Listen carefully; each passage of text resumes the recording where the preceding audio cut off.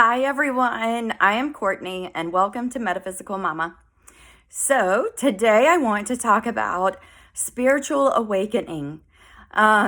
Spiritual awakening happens not only on an individual level, but a collective level as well. So, as many of you know, the Canadian convoy is going on right now, and it is something that I am super passionate about.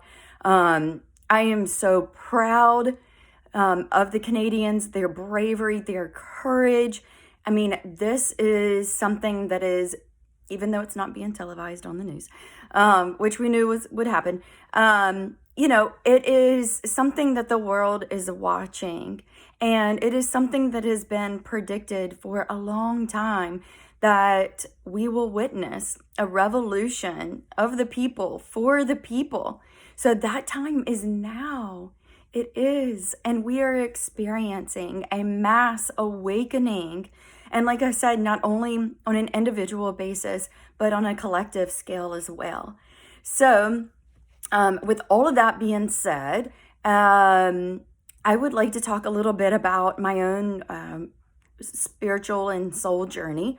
We're all, we're all here. We're all here for a bigger reason and purpose. And we're all here for our own journey and our own lessons and purpose. And we have all on a soul level chosen to be here at this time, no matter how easy the ride may be or hard, loaded with obstacles it may be. But in the bigger picture, we are here for a bigger reason, and we have chosen to be here. So, as far as I go, I like to think that I've been on a spiritual journey my whole life without even really knowing. When I was younger, I guess probably, it went back as far as I can remember, but it all stopped around the age of 6 or 7 years old, where at night I would experience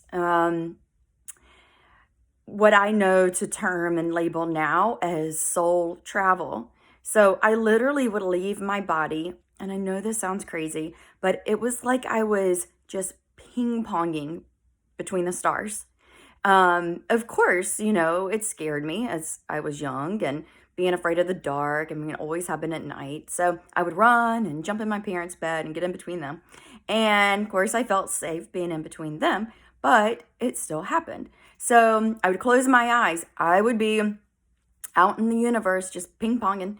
And I would open my eyes. I would still be there. So until I would just literally have to put myself asleep.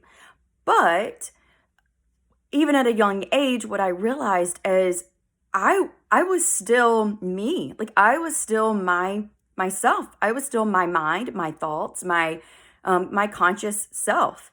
I just wasn't in a body. So, like I said, that ended about the age of 6 or 7 years old. And knowing what I know now that I didn't know then, or, life happens. A lot of things like that can happen before the age of 7.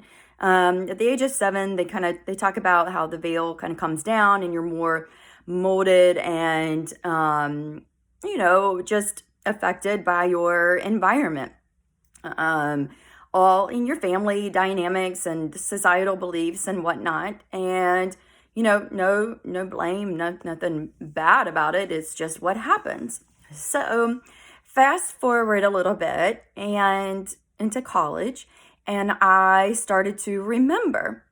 That I had these experiences, but also at the same time, I was having some out-of-body experiences in college. So I knew that I was always, drawn to horoscopes and even like tarot cards and psychics and stuff like that. So I think it was still in college, and I went and saw a psychic with a couple of friends of mine, and I still have all the stuff written down, and actually a lot of it came true. But so anyway, I was always like geared or gravitated toward that kind of stuff. And I also was really interested at the time in Sylvia Brown. I don't know if you all remember her, but she used to be on the Oprah show and a couple other, talk shows at that time. And I would just like absorb everything, that I was just found it fascinating, what she would talk about and what she would pick up on. And then I got her collection of books. And so I started reading those. And out of college, I was in and out of just different self-help books and spiritual books and whatnot. And then I started getting into food, holistic nutrition, what we put in our bodies, but what we put on our bodies as well. And I decided to go to the Institute for Integrative Nutrition in New York. And that was at the time that was before their online program. But anyway, it was eye-opening. Obviously, being in New York and having a cultural experience and getting out of my comfort zone in that way. And also just what all the speakers brought to the table and them talking about the mind, body, spirit connection. And, a lot of them are gurus in their field, even to this day. So, that was, 14, 15 years ago. And it was very eye-opening. There were people there from all over the world. So, hearing different people's backgrounds and cultural experiences. And, we're all way more alike than we are different. Sometimes programs can lead us to believe that there has to be this division, but no, no, integrative, right? So, and all connected. But anyway, so I had that experience, and I'm so glad I did as far as the foundation as a holistic health counselor, because it did open my eyes. And I realized that, holistic, I don't even want to say nutrition, but like holistic well-being is more than just what you put in your body. It's more than just the foods you consume. It is how you spend your daily life. I mean, each moment, each day adds up to your existence, your presence. So, what you physically do, the environment, the personal relationships, the energy body we tapped into a little bit. So let's see, after integrative nutrition, I decided to go through the Healing Touch program. And that is where I learned all about the energetic layers of the energetic body, the chakra systems, being out of balance, things to look for when the body is out of balance, or why it's feeling out of balance. Also, different emotions that are stored with different organs that are related to the different chakras.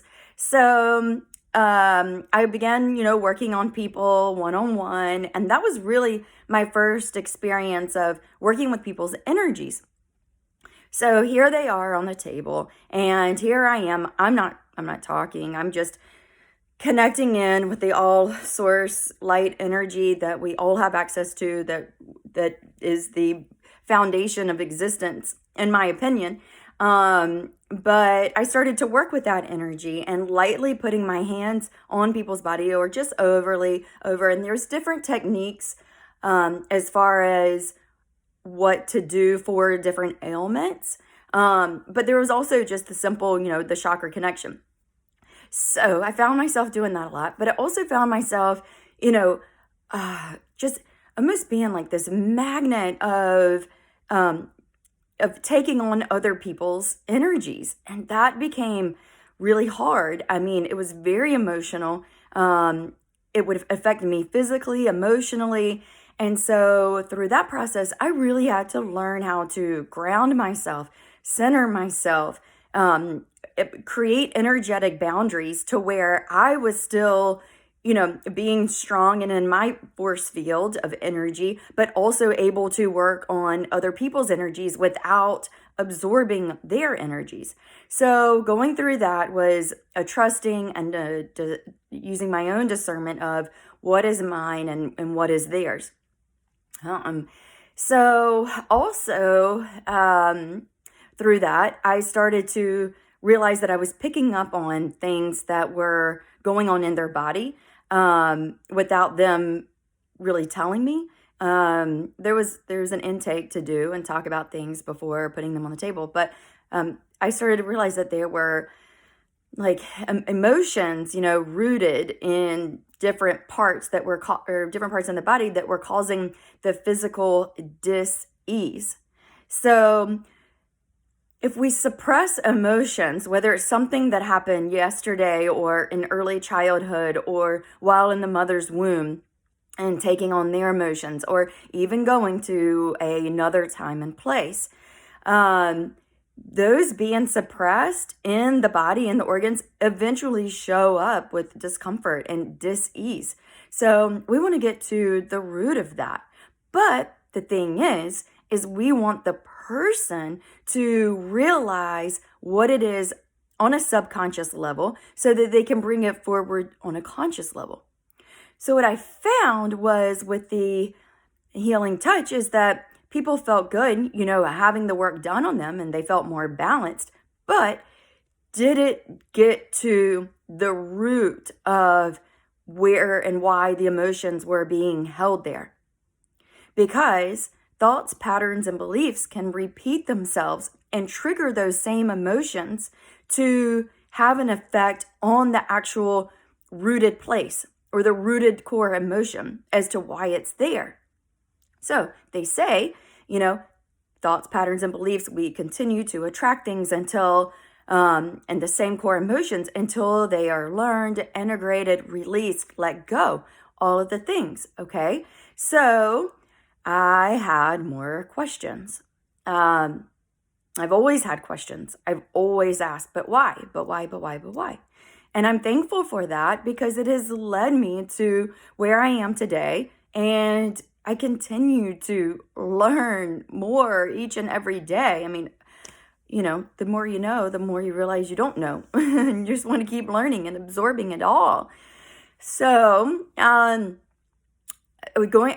through the Healing Touch program, working on people, then our world got turned upside down. Within this same month of finishing my last course, and working on people throughout, my husband got into chiropractic school, and a couple of days later, we found out that I was pregnant with our first, and so 7 months later, still pregnant, and we moved to Florida so my husband could start chiropractic school. And our worlds just really shifted, and I quit work. Nobody's going to hire somebody that's 7 months pregnant. We didn't know anyone, had no family around or anything like that. So I went into a really lonely, alienated feeling time. But I also realized that was imperative to my journey. I took a deep dive. I read and absorbed and listened to different self-help books and books on spirituality and different religions, and I'm thankful. I'm so thankful that I had that time, and I really think that too my daughter had something to do with that, in knowing she's 10 now, but in knowing the type of person that she is. So we all bring in gifts, and our children are our greatest teachers, and they definitely bring in gifts for the whole family. So let's see, where was I?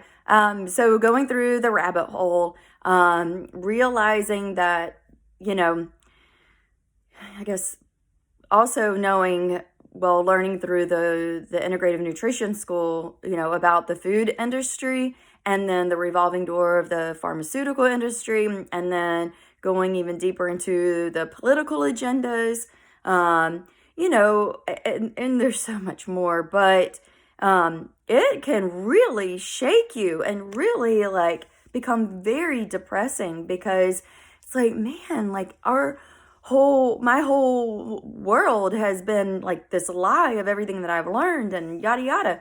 So so that's where I was. And then I had to turn my focus back to spirituality. I had to look at the positive. I had to look at the hope and the angels and the God source energy of all that is, and that why we are here, and the miracles that happen around us every single day. So I turned to all the books and everything I came across, past life regression. So this also tied in again. Well, oh, okay. So actually, this can help get to the root cause, picking back up from the healing touch, the root cause of emotions, like where and why they're stored, where they come from, but bringing the subconscious to the conscious. So, and past life can be anything that has happened prior to today. So, a lot of times people will go to this life because that's what they need cleared. Sometimes people will jump right into a past life, or I like to also say another time and place, just so we get the stigma out of past life. Because really, when you're tapping into that quantum field, you're tapping in, there is no time. And so we'll talk about that another time. It can be very convoluted, but here in the 3D, it's very, we have to think of it as a very linear concept. Tapping into the quantum field, that's where infinite, limitless healing takes place, information exists. So we are going into that place, and we're helping to bring forth clarity and answers to the now. So I came across this little old lady named Dolores Cannon on YouTube, and I kind of dismissed her just because here she was sitting in her chair and just I'm like, I don't know, not really like paying much attention. So then she showed up in my dream, and I was like, that's the little old lady that I saw on YouTube. Maybe I should go back and explore that.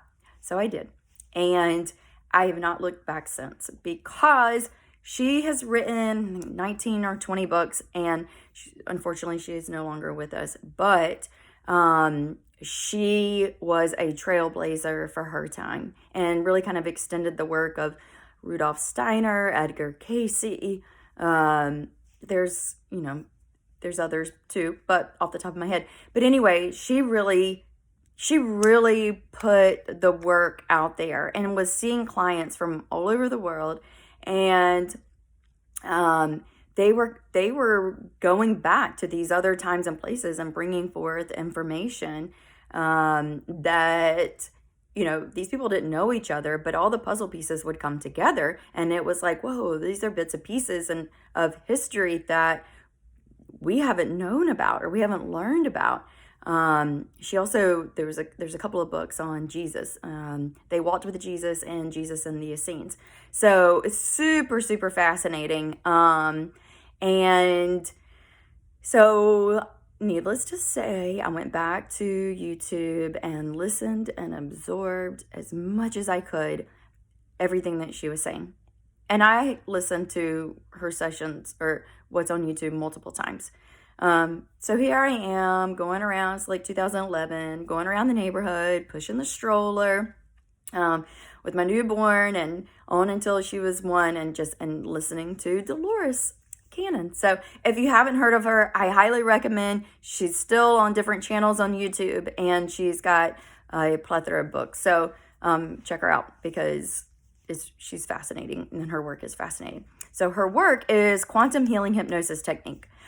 Well, at the time, with my husband being at school and I was home full time, and really no help as far as with our daughter. So I had to put the QHHT training off to the side. But I did find a lady locally that was doing past life regression. So I contacted her, and she put together a weekend course and did that. And that was really eye-opening. I did several sessions with that modality, but I was left with more questions. I was like, I'm still not completely confident. Like, there's still a missing piece. And I also find this work so sacredly important I mean, you're working with somebody's soul. Like, you're working with information on a soul level. It is like mind blowing and super duper humbling. I mean, I can't say enough about how much I love this work. But anyway, so I did that, and I was still left with, with more questions. So, fast forward to 2019, I was able to take her course, and it was online. So I did it, I think, in about 3 months. And then I had to see 25 clients as like the internship program. And there were 25 different clients, and both male and female of, all above 20, probably 20 to maybe 65, I would say. And it was awesome. I mean, I can't say enough. And if you've never had a session, I highly recommend you have one, because, I mean, you get connected with yourself, with your soul. You see the bigger picture, and it is just absolutely beautiful. And they never give you what you can't handle. So, anyway, that led me to, the QHHT. Then I went on to level 2 training in 2020, and that was live for a week in Miami before the world shut down. And so continuing to see people, up through that point, but then with everything being shut down, I was not seeing clients. The kids were home, so we're doing the whole homeschool thing like everybody was. But I had also, in my one of my QHHT sessions, I've had several, just because that's the nature of the work. Like, you do the work, you also want the work done to you. And I was able to tap into my Akashic records, which anybody can do. It's just getting the mind into that place. So I tapped into the Akashic records, but I was also told through my higher self, because you make that connection with your higher self. I was told that I could tap into other people's records and bring forth information. So I was like, what? I knew what the Akashic records were. I never in a million years thought that I would be able to tap into the records. But I immediately signed up for a course. It was online. It was through Zoom. There were people from all over the world, and we would go into the Zoom rooms and practice on each other. So did that, and the feedback I was getting was like, oh wow, like I really am tapping into their environment, their world, their stuff. And I didn't know anything about them. It's actually easier to not know anything about the person, but because you're just a blank canvas, and whatever comes in, you just have to trust and surrender and listen to what it is that comes through, put your ego left brain to rest. So the feedback, it was like, whoa. I mean, that was comforting and humbling, and I guess too a boost of confidence of what I was receiving and the feedback I was getting back after the session with the accuracy. So I went on right after to do the advanced Akashic Record course, and then it was I just started doing sessions, and everything really's been through word of mouth. So that I am currently doing QHHT sessions, Akashic record readings. I've done some channeling. I've been a guest on another metaphysical practitioner's channel. And I have not been open about that at all, because I was anonymous and just out of my comfort zone. And but I stepped into a whole another world and comfort zone with being able to do that. And it really helped hone in with my own surrendering and trusting. So with all that being said, thank you for listening. And that's been my journey so far. And I do spiritual hypnosis online or through Zoom. It's a lot like QHHT. We still go into a past life or wherever we need to go, and for information to help with the present. And we still get in touch with the higher self. And then the specific QHHT is done in person. So those sessions take anywhere from 4 to 6 hours. A Akashic record reading takes about an hour. And I just ask that you bring 3 or 4 questions to the session. And yeah, that's it. So that's been it in a nutshell. So thank you for listening. If you would like to get in touch, my email is begin.within@yahoo.com. And I also have a website, beginwithin.space. So if you feel the call, I would love to connect with you. And I hope you all have a beautiful day. God bless.